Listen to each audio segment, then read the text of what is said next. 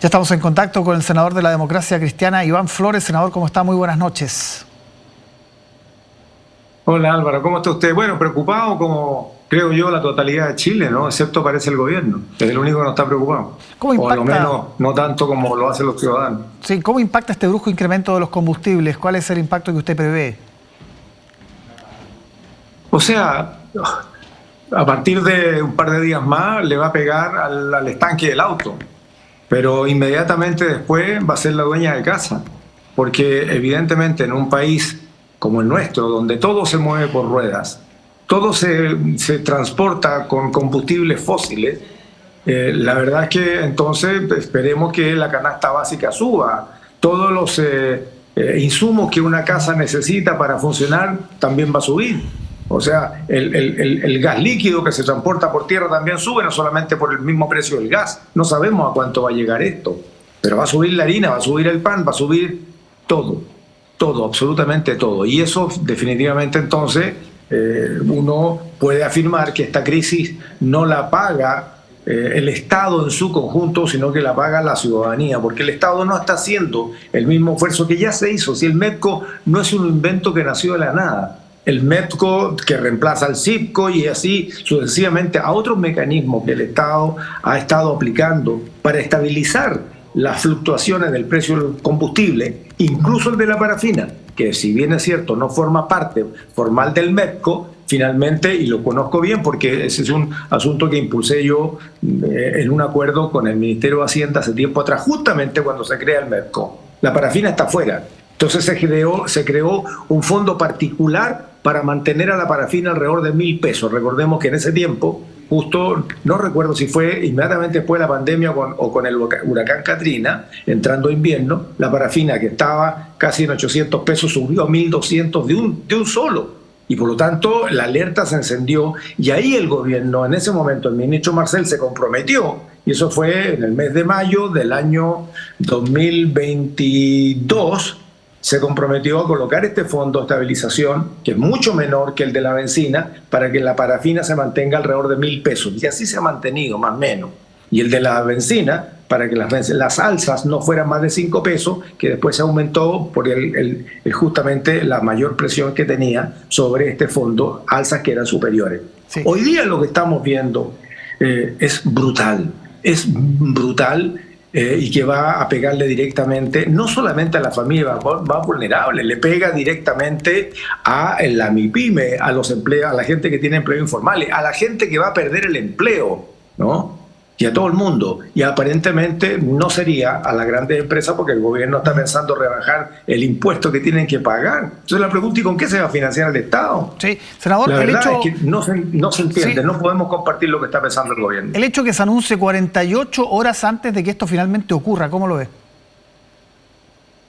Bueno, mira, la verdad es que es tan sorpresivo como la solicitud de despido inmediato que ocurrió con la subdirectora de la PDI y la persona a cargo de crimen organizado, narcotráfico y también de inteligencia. Y eso fue inmediato. Ahora, en este momento, ya se va para afuera.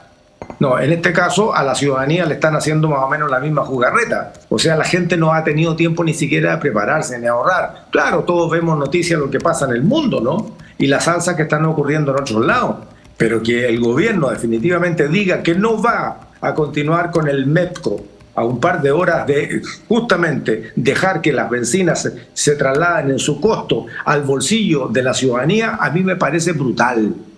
Y no puedo compartir para nada este nivel de empatía que dice el ministro Quirós que tiene. Es la empatía que tengo y punto. O sea, si les gusta bien, si no les gusta me da lo mismo, nosotros vamos a dejar que las alzas caigan en el bolsillo de los ciudadanos. ¿Se pudo haber hecho más, senador? O sea, por Dios. O sea, yo creo que siempre, porque mira, bueno, a ver, hay que reconocer también que estamos en una guerra que ya traspasó, te fijas, lo que inicialmente había venido ocurriendo. Hoy día estamos en una situación extremadamente compleja que ya está golpeando a otros países. Yo acabo de llegar de Washington porque presido a los parlamentos de América a través de Parlamérica y allá ya hay mucha preocupación por el alza de los combustibles, ¿no? Le subió, si mal no recuerdo, de $2,9 el galón a $3,8 el galón. Pero Estados Unidos es otra cosa. tiene otras espaldas, tiene otros mecanismos de protección a su ciudadanía. Nosotros somos un país chico, con dificultades económicas, con poca caja, hay que decirlo también, pero donde el Estado no puede desconocer lo que va a pasar, no puede dejar a la ciudadanía solo de respecto a lo que va a pasar. Lo que estaba escuchando recién la entrevista a Álvaro y escuchaba a los camioneros. Si eso es lo que va a pasar, pues. Porque los camioneros no van a poder trasladar el alza de precio de su transporte inmediatamente, van a tener que hacerlo. Y eso va a generar un descalabro para los propios camioneros, para la gente que tiene que transportar sus productos y para el consumidor que va a poder comprar o no va a poder comprar lo poco que llegue a regiones. Senador, puede haber un desabastecimiento. Yo no quiero ser demasiado alarmista en esto, pero esta medida tan brutal, a un par de horas, bueno, vamos a tener un lío durante toda la noche en las estaciones de benzina. Y mañana lo más probable es que haya muchas estaciones de benzina sin combustible porque la gente desesperada va a concurrir a llenar sus estanques. Mañana no tenemos combustible, tal vez, en algunas de ellas, ¿no? Senador, lo que le iba a preguntar, sube las bencinas, pero por otro lado, en paralelo, se busca bajar el impuesto a las empresas. ¿Cómo interpretar eso? No lo puedo interpretar. Imposible de interpretar, Álvaro, porque de lo que se está diciendo es que hay pocas reservas hoy día en nuestro país.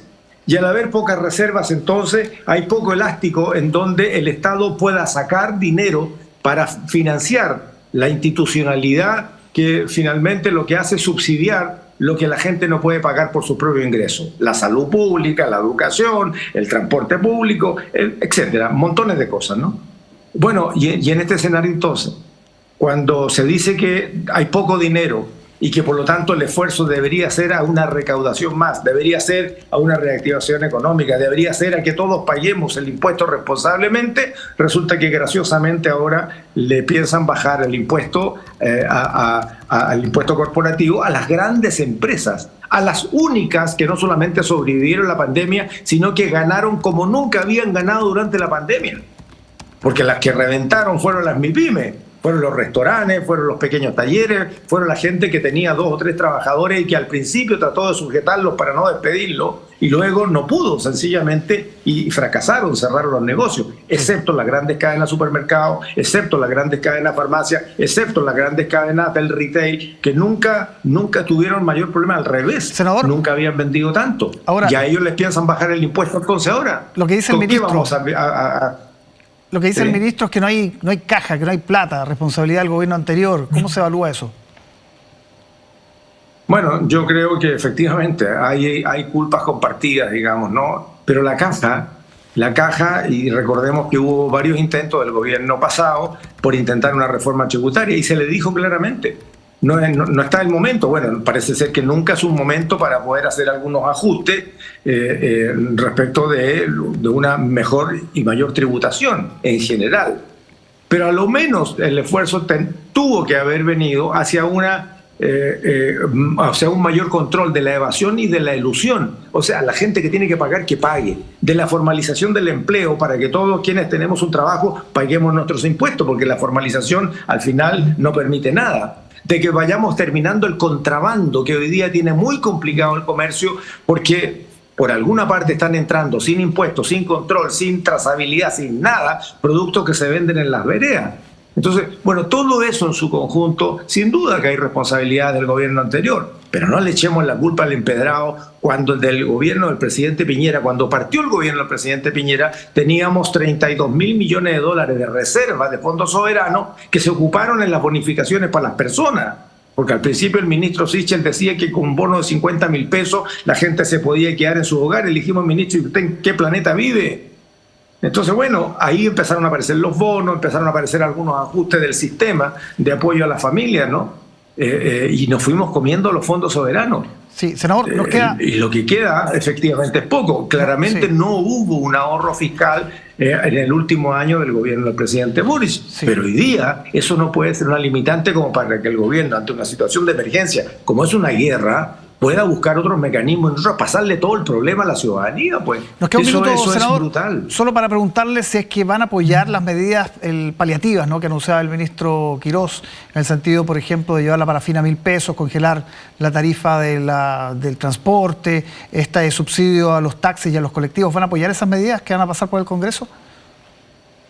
Bueno, hay que apoyar, ¿no? Cualquier medida que signifique apoyo a la ciudadanía hay que apoyarla, porque de otra manera le van a echar la culpa al Congreso del descalabro que va a haber y no queremos ser parte de los culpables, claramente. O sea, vamos a apoyar estas medidas, pero claramente no nos gustan porque son incompletas y son escasas. Ahora, es lo que hay. Y cuando se dice que se va a congelar la tarifa del transporte público, del sistema de red, están diciéndole a las regiones, esto no es para ustedes. Y entonces le van a traspasar el problemita a los gobiernos regionales, y los gobiernos regionales, con la poquita plata que tienen para inversiones nuevas y también del Fondo Espejo, lo que pasa es que entonces ya van a dejar de contratar médicos porque salud es insuficiente, van a tener que dejar de subsidiar la agricultura porque el Ministerio de Agricultura es insuficiente, van a tener que dejar un montón de cosas para empezar a pagar la benzina ahora con el Fondo de Espejo. O sea, de nuevo la responsabilidad se la cargan a los gobiernos regionales. A mí me parece, Álvaro, que, este es un pésimo inicio del gobierno del presidente Kast. Yo personalmente le dije al presidente Kast, todo lo que se puede apoyar lo vamos a apoyar si es bueno para la gente. Pero ¿cómo vamos a apoyar esto? O sea, lo que llegue al Congreso, que signifique poder ponerle un soporte a la parafina, incluso al transporte, bueno, lo vamos a apoyar. Pero ¿y el resto qué, pues? Si es el gobierno el que gobierna. Senador Iván Flores, muchísimas gracias por conversar con nosotros esta noche. No, muchas gracias a usted, Álvaro, y ojalá que las cosas mañana se vayan acomodando un poquito más y no sigan cometiendo esa tropelía, por Dios, con la gente. Que esté muy bien, muy buenas noches. Buenas noches.